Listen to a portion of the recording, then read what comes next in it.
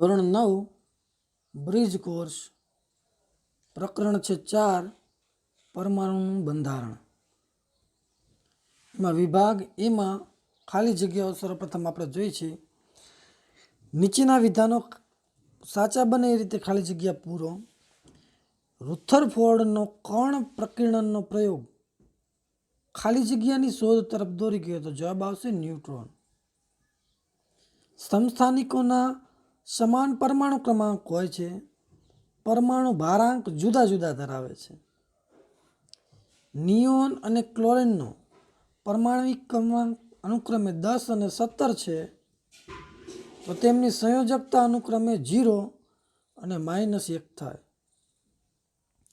સિલિકોનની electron રચના 284, પરમાણુ ક્રમાંક 14 છે. સિલિકોન માટે ઇલેક્ટ્રોન રચના 284 થાય. સલ્ફરની ઇલેક્ટ્રોન રચના 286 થાય, કારણ કે તેનો પરમાણુ ક્રમાંક સલ્ફરનો 16 છે. પરમાણુની સૌથી બહારની કક્ષામાં રહેલા ઇલેક્ટ્રોનની સંખ્યાને શું કહે છે? તો જવાબ આવશે સંયોજકતા ઇલેક્ટ્રોન. ત્યારબાદ રુથરફોર્ડે તેના પ્રયોગમાં ઝડપથી ગતિ કરતા કયા કણો, તો આલ્ફા કણોનો મારો ચલાવેલો હતો. પછી ખાલી જગ્યામાં 7મી ખાલી જગ્યા, ગોઈટર રોગની સારવારમાં આયોડિનના એક સમસ્થાનિકનો ઉપયોગ થાય છે. પ્રોટોન અને ન્યુટ્રોનને ન્યુક્લિયોન પણ કહે છે, કારણ કે તે ન્યુક્લિયસમાં રહેલા છે, માટે તેને ન્યુક્લિયોન પણ કહે છે. પછી ત્યારબાદ છે 3 પ્રોટોન અને 4 ન્યુટ્રોન ધરાવતા પરમાણુની સંયોજકતા +1 થશે. મેગ્નેશિયમ પરમાણુની ઇલેક્ટ્રોન રચના 282, પરમાણુ ક્રમાંક મેગ્નેશિયમ માટે 12 છે. 2 ને 8 10 ને 2 12, આ રીતે થશે. પછી ત્યારબાદનો પ્રશ્ન છે, નીચેના પ્રશ્નોને એક વાક્યમાં કે એક શબ્દમાં ઉત્તર આપો. કોઈ પણ દ્રવ્ય ઘન, પ્રવાહી કે વાયુ પરમાણુનું બનેલું છે. પરમાણુની અંદર ઇલેક્ટ્રોન, પ્રોટોન અને ન્યુટ્રોન નામના કણો આવેલા છે, તો તે મૂળ બંધારણીય ઘટકો છે. ત્યારબાદનો પ્રશ્ન છે, પરમાણુ ઇલેક્ટ્રોન ધરાવે છે એવું કયા વૈજ્ઞાનિકે ઓળખી બતાવ્યું? તો થોમ્સન. ઇલેક્ટ્રોન કરતાં આશરે 2000 ગણું દળ ધરાવતા અપરમાણુય કણનું નામ તો પ્રોટોન છે. કેનાલની શોધ કોણે કરી હતી? તો ગોલ્ડસ્ટીને તેની શોધ કરી હતી. ત્યારબાદના પ્રશ્નો છે, વીજભાર વિહીન અપરમાણુય કણના શોધકનું નામ? તો જેમ્સ ચેડવિક નામના વૈજ્ઞાનિકે ન્યુટ્રોન નામના કણની શોધ કરેલી હતી, જે વીજભાર રહિત હતા. વીજભાર વિહીન અપરમાણુય કણનું નામ? તો વીજભાર રહિત અપરમાણુય કણનું નામ ન્યુટ્રોન છે. પરમાણુય દળ એટલે શું? તો પરમાણુના કેન્દ્રમાં રહેલા ન્યુટ્રોન અને પ્રોટોનના સરવાળાને પરમાણુ દળ કહે છે. જુદા જુદા ઉર્જા સ્તરોમાં રહેલા ઇલેક્ટ્રોનની મહત્તમ સંખ્યા શોધવાનું સૂત્ર તો 2n² છે. નીચેની આકૃતિ કયા તત્વની ઇલેક્ટ્રોન રચના છે? તો 2, પહેલી કક્ષામાં 2 છે ઇલેક્ટ્રોન, આ 2. બીજી કક્ષામાં 1, તો આ લિથિયમ Li લિથિયમની ઇલેક્ટ્રોન રચના છે. પછી ત્યારબાદના પ્રશ્નો, એમ કક્ષામાં મહત્તમ ઇલેક્ટ્રોનની સંખ્યા તો 18. સંયોજકતા એટલે શું? તો પરમાણુની બાહ્યતમ કક્ષામાં આવેલા ઇલેક્ટ્રોનની સંખ્યાને સંયોજકતા કહે છે, અથવા સંયોજાવાની ક્ષમતાને સંયોજકતા કહે છે, એમ પણ કહી શકાય. 1 થી 18 તત્વોમાં શૂન્ય સંયોજકતા ધરાવતા તત્વોનું નામ લખો. તો એનું નામ છે હિલિયમ, નિયોન અને આર્ગોન, જે આ તત્વોના નામ છે. ત્યારબાદ 23મો પ્રશ્ન, પરમાણુય ક્રમાંકની વ્યાખ્યા આપો. તો કેન્દ્રમાં રહેલા પ્રોટોનની સંખ્યા અથવા કેન્દ્રની ફરતે રહેલા ઇલેક્ટ્રોનની સંખ્યાને પરમાણુ ક્રમાંક કહે છે. સમસ્થાનિકોની વ્યાખ્યા, તો એક જ તત્વના જુદા જુદા પરમાણુ જેમના પરમાણુ ક્રમાંક સમાન હોય પરંતુ પરમાણુ ભારાંક જુદા જુદા હોય તેને એકબીજાના સમસ્થાનિકો કહે છે. હાઇડ્રોજનના સમસ્થાનિકોના નામ, તો સામાન્ય હાઇડ્રોજન, ડ્યુટેરિયમ અને ટ્રિટિયમ. પછી એનએમાં ન્યુટ્રોનની સંખ્યા જણાવો, તો ન્યુટ્રોનની સંખ્યા થશે 12. પછી ત્યારબાદ કેન્સરની સારવારમાં કયા તત્વના સમસ્થાનિકનો ઉપયોગ થાય છે, તો કોબાલ્ટ. જે બે તત્વોની ઇલેક્ટ્રોનની સંખ્યા જુદી જુદી હોય પરંતુ બે તત્વના દળ ક્રમાંક સમાન હોય એવા તત્વોને કેવા પ્રકારના તત્વો કહેવામાં આવે છે, તો સમભાર્ય તત્વો કહેવામાં આવે છે. નીચેના વિધાનો ખરા છે કે ખોટા તે જણાવો. સૌ પ્રથમ પરમાણુ નમૂનો રજૂ કરનાર ગોલ્ડસ્ટીન હતા, ખોટું વિધાન છે. થોમ્સન હતા. પરમાણુમાં સમાન સંખ્યામાં પ્રોટોન અને ન્યુટ્રોન હોય છે, ખોટું. પ્રોટોન અને ઇલેક્ટ્રોન હોય, પ્રોટોન અને ન્યુટ્રોન ન હોય, તો એ વિધાન પણ ખોટું છે.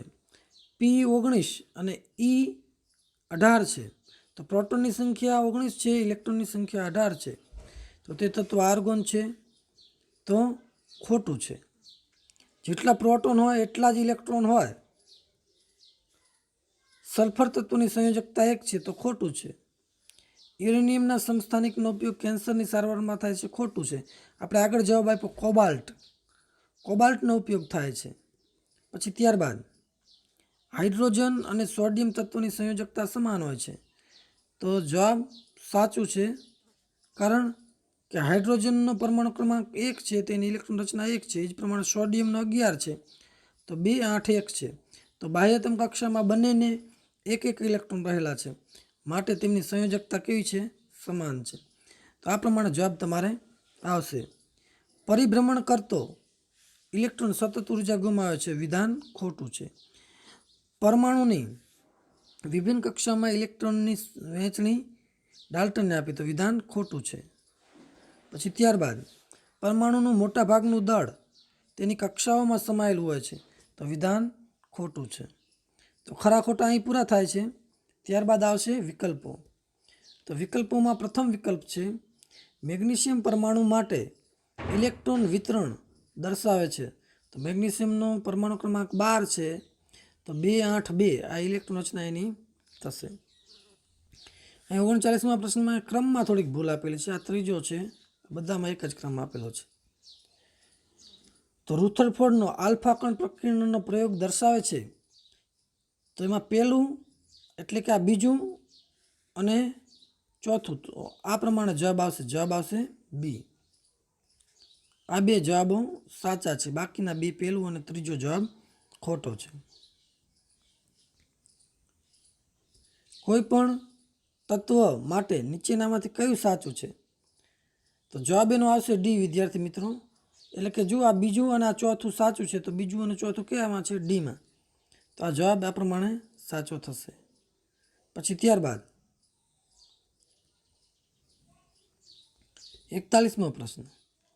એક તત્વનો આયન +3 વીજભાર ધરાવે છે, તેનો પરમાણુ દળાંક 27 છે, ન્યુટ્રોનની સંખ્યા 14 છે, તો આયનમાં કેટલા ઇલેક્ટ્રોન હશે, તો આયન જ્યારે બને ત્યારે બહારના 3 ઇલેક્ટ્રોન ગુમાવી દે, તો તેની પાસે ફક્ત 10 ઇલેક્ટ્રોન જ રહેશે. 3 પ્રોટોન અને 4 ન્યુટ્રોન ધરાવતા પરમાણુની સંયોજકતા તો 1 થશે, કારણ કે ઇલેક્ટ્રોન રચના 2, 1 આ પ્રમાણે. કુલ 3 પ્રોટોન છે, તો 3 ઇલેક્ટ્રોન હોય, તો પહેલી કક્ષામાં 2 ઇલેક્ટ્રોન, બીજી કક્ષામાં 1 ઇલેક્ટ્રોન, તો આ રીતે એનો જવાબ આવશે. પછી એના પછીનો પ્રશ્ન જે છે એ પ્રશ્નમાં વિકલ્પો જ ખોટા આપેલા છે. એલ્યુમિનિયમ પરમાણુની ઇલેક્ટ્રોનની સંરચના, તો જવાબ એનો આવે 2, 8, 3 આ પ્રમાણે, તો એવું અહીંયા એક પણ વિકલ્પમાં છે નહીં. પછી માટે એક પણ વિકલ્પ જવાબમાં નહીં આવી શકે, જવાબ તમારો 2, 8, 3 થશે. નીચેનામાંથી કયું વિધાન હંમેશા સાચું છે, તો પરમાણુમાં સમાન સંખ્યામાં પ્રોટોન અને ઇલેક્ટ્રોન રહેલા હોય છે, આ વિધાન સાચું છે. ત્યારબાદમાં અહીં 45માં જવાબ તમારો આવશે ડી. આ આકૃતિ જે છે આ એક જ આકૃતિ ડી આકૃતિ સાચી છે, બાકી બધી આકૃતિઓ ખોટી છે. અહીં પણ પ્રશ્ન પૂછેલો છે કે નીચેની આકૃતિમાં કયું બોરના પરમાણુ નમૂનાને સાચી રીતે રજૂ કરતું નથી, તો નીચે આપણને કોઈ આકૃતિ આપેલી નથી, તેથી આપણે એનો એક પણ જવાબ લખી શકતા નથી હાલ. ત્યારબાદ જોડકા જોડવાના છે. તો પરમાણુ ક્રમાંક 16 હોય તો તે સલ્ફર છે, પરમાણુ ક્રમાંક 4 હોય તો તે બેરિલિયમ છે. ધન ભારિત કણ જે છે એ પ્રોટોન છે, ઋણ ભારિત કણ જે છે એ ઇલેક્ટ્રોન છે. પછી વૈજ્ઞાનિકનો ફાળો, તો નિલ્સ બોરે સ્થિર કક્ષાઓનો સિદ્ધાંત આપ્યો અને ડાલ્ટને પરમાણુની અવિભાજ્યતા વિશે કીધું. ત્યારબાદ પ્રશ્નો.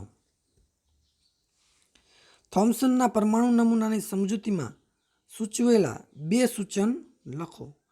માગ્યા મુજબ ઉત્તર આપવાના છે. એમાં 50મો પ્રશ્ન છે. તો એમાં પહેલું છે, પરમાણુ ધન ભારિત ગોળાનો બનેલો છે અને ઇલેક્ટ્રોન તેમાં જડિત થયેલા છે. બીજું છે, પરમાણુમાં ઋણ વીજભાર અને ધન વીજભાર સમાન માત્રામાં હોય છે, જેથી પરમાણુ વીજભારની દ્રષ્ટિએ તટસ્થ છે. પછી ત્યારબાદ બોહરની અભિધારણાઓ લખો. તો ઇલેક્ટ્રોનની સ્વતંત્ર કક્ષાઓ પૈકી અમુક ચોક્કસ કક્ષાઓને માન્ય કક્ષાઓ કહે છે. સ્વતંત્ર કક્ષાઓમાં પરિભ્રમણ દરમિયાન ઇલેક્ટ્રોન વિકિરણ સ્વરૂપે ઉર્જા મુક્ત કરતા નથી. ત્યારબાદનો 52મો પ્રશ્ન છે. 52મા પ્રશ્નમાં કીધું છે કે ક્લોરીન તત્વની ઇલેક્ટ્રોન રચના લખો. તો ક્લોરીનનો અહીં આપણે પરમાણુ ક્રમાંક પહેલાં આપેલો છે 17. ઇલેક્ટ્રોન રચના થાય છે 2, 8, 7. પહેલી કક્ષામાં 2, બીજીમાં 8, 2 ને 8 10, ત્રીજીમાં 17, 2, 8, 10, 2, 8 અને 7. તો તેનું પરમાણુય બંધારણ દોરો. તો અહીંયા આપણે દોરેલું છે, જો પહેલી કક્ષામાં 2 ઇલેક્ટ્રોન છે, અહીંયા 2 ઇલેક્ટ્રોન. પછી ત્યારબાદ બીજો રાઉન્ડ સર્કલ છે, તો બીજીમાં 8, 2 ને 8 10 અને ત્રીજીમાં 7 ઇલેક્ટ્રોન તમારા વિદ્યાર્થી મિત્રો દર્શાવવાના છે. હવે ત્યારબાદ છે 53મો પ્રશ્ન. 53મા પ્રશ્નમાં સંયોજકતાની વ્યાખ્યા આપી. 1 થી 18 તત્વોમાં 3 સંયોજકતા ધરાવતા તત્વોના નામ લખો. તો 1 થી 18 વચ્ચે 3 સંયોજકતા ધરાવતા હોય એવા તત્વો 2 છે. એક તો બોરોન છે, એક એલ્યુમિનિયમ છે. બોરોનનો પરમાણુ ક્રમાંક 5 છે, ઇલેક્ટ્રોન રચના 2, 3 છે. તો બાહ્યતમ કક્ષામાં તેને 3 ઇલેક્ટ્રોન. એલ્યુમિનિયમનો પરમાણુ ક્રમાંક 13 છે. તો તેની પહેલી કક્ષામાં 2, બીજીમાં 8, 2 ને 8 10 ને 3 13. તો બાહ્યતમ કક્ષામાં બંનેને 3 ઇલેક્ટ્રોન આવેલા છે. તો જવાબ આવશે બોરોન અને એલ્યુમિનિયમ. પછી ત્યારબાદ 54મો પ્રશ્ન. એક તત્વ X છે જે ઇલેક્ટ્રોન મેળવીને નિયોન જેવી ઇલેક્ટ્રોન રચના પ્રાપ્ત કરે છે. તો તેનો પરમાણુ ક્રમાંક, પરમાણુ ભરાંક અને સંયોજકતા જણાવો. તો આવું તત્વ જે છે એ ફ્લોરિન છે. તેની સંયોજકતા 1 છે, જે 1 ઇલેક્ટ્રોન મેળવી અને નિયોન જેવી રચના પ્રાપ્ત કરે છે. ત્યારબાદ ક્લોરીન તત્વનું ઉદાહરણ આપી સમસ્થાનિકોની સમજ આપો. તો ક્લોરીન તત્વનો પરમાણુ જેના પરમાણુ ક્રમાંક 17 હોય, વિદ્યાર્થી મિત્રો યાદ રાખજો, ક્લોરીન તત્વના જ પરમાણુ તમારે લેવાના છે. પરમાણુ ક્રમાંક 17 હોવો જોઈએ, પણ પરમાણુ ભારાંક જ્યારે જુદો જુદો થાય, 1નો 34 હોય, 1નો 35 હોય, 36 હોય, તો જેને ક્લોરીનના સમસ્થાનિકો કહેવામાં આવે છે. પરમાણુ ક્રમાંક 17 પરંતુ પરમાણુ ભારાંક જુદો જુદો. તો પરમાણુ ભારાંક જુદો જુદો હોય તો તેને એકબીજાના સમસ્થાનિકો કહી શકાય. ત્યારબાદનો પ્રશ્ન છે 56મો પ્રશ્ન. સમભાર્ય તત્વો વિશે ટૂંકમાં જણાવો. તો જુદા જુદા તત્વોના પરમાણુ, એક જ તત્વોને યાદ રાખજો, જેમના પરમાણુય ક્રમાંક અસમાન હોય. પરમાણુય ક્રમાંક તો જુદા જુદા તત્વોનો એટલે અસમાન જ હોય, પરંતુ પરમાણુય દળાંક સમાન હોય તો તેવા તત્વોને સમદળીય અથવા સમભાર્ય તત્વો કહે છે. પછી ત્યારબાદ છે X વડે રજૂ થતા તત્વ Xના પરમાણુ કેન્દ્રમાં ન્યુટ્રોનની સંખ્યા આપણે શોધવાની છે. તો આપણે લખ્યું છે કે ન્યુટ્રોનની સંખ્યા બરાબર પરમાણુ ભારાંક માઇનસ પરમાણુ ક્રમાંક. તો અહીં આપણને પરમાણુ ભારાંક આપેલો છે ઉપર 31, નીચે પરમાણુ ક્રમાંક આપેલો છે 15. તો એની આપણે બાદબાકી કરીશું. 31 - 15 એટલે બરાબર જવાબ આવશે 16. હવે ત્યારબાદ વિભાગ સી. તો વિભાગ સીમાં થોડાક મોટા પ્રશ્નો છે વિદ્યાર્થી મિત્રો. જો સમસ્થાનિકો વિશે ટૂંક નોંધ લખો. તો સમસ્થાનિકોની પહેલાં આપણે વ્યાખ્યા આપીશું. એક જ તત્વના જુદા જુદા પરમાણુ, એક જ તત્વના લેવાના. અહીં આપણે હાઇડ્રોજનના લીધેલા છે. પરમાણુ ક્રમાંક સમાન હોય પરંતુ પરમાણુ દળાંક જુદા જુદા હોય તેને એકબીજાના સમસ્થાનિકો કહે છે. દાખલા તરીકે હાઇડ્રોજનના 3 સમસ્થાનિકો છે: સામાન્ય હાઇડ્રોજન, ડ્યુટેરિયમ અને ટ્રિટિયમ. આ ત્રણેય પરમાણુના પરમાણુ ક્રમાંક એક જ છે, યાદ રાખજો. પરમાણુ ક્રમાંક બદલાતા નથી, પરંતુ પરમાણુ ભારાંક અનુક્રમે 1, 2 અને 3 છે। અહીં આપણે આકૃતિ દોરેલી છે વિદ્યાર્થી મિત્રો। આકૃતિ તરફ એક વખત નજર કરી લેજો। આકૃતિ આ પ્રમાણે છે। પેલો જે છે સામાન્ય હાઇડ્રોજન છે। આકૃતિ સામાન્ય હાઇડ્રોજનની અહીં એના કેન્દ્રમાં એક પ્રોટોન છે, ન્યુટ્રોન છે નહીં, એક પણ ન્યુટ્રોન નથી। તો એનો પરમાણુ ભારાંક જે છે એ 1 છે। પરમાણુ ક્રમાંક બાહ્યતમ કક્ષામાં 1 ઇલેક્ટ્રોન છે। ત્રણેય જગ્યાએ જો 1 ઇલેક્ટ્રોન 1 ઇલેક્ટ્રોન 1 ઇલેક્ટ્રોન, ત્રણેયમાં ઇલેક્ટ્રોન સમાન છે, પ્રોટોન પણ સમાન છે, 1 પ્રોટોન 1 પ્રોટોન 1 પ્રોટોન, ત્રણેયમાં પ્રોટોન પણ સમાન છે, પણ ન્યુટ્રોનની સંખ્યા જુદી જુદી છે। આમાં 0 ન્યુટ્રોન, એક પણ ન્યુટ્રોન હાજર નથી, આમાં 1 ન્યુટ્રોન છે, આમાં 2 ન્યુટ્રોન છે। તો પરમાણુ ભારાંક આનો 1 થાય, આનો 2 થાય અને આનો 3 થાય। તો પરમાણુ ભારાંક અહીં બદલાય છે। તો પહેલાને સામાન્ય હાઇડ્રોજન આપણે કહીશું, બીજાને ડ્યુટેરિયમ ને ત્રીજાને ટ્રિટિયમ। આ ત્રણ હાઇડ્રોજનના જ પરમાણુ છે જેમના પરમાણુ ક્રમાંક 1 છે, 1 ઇલેક્ટ્રોન 1 પ્રોટોન હોવાથી પરમાણુ ભારાંક અહીં બદલાય છે, માટે તેને એકબીજાના સમસ્થાનિકો કહે છે। તો આકૃતિ વ્યવસ્થિત દોરી લેજો વિદ્યાર્થી મિત્રો। ત્યારબાદ છે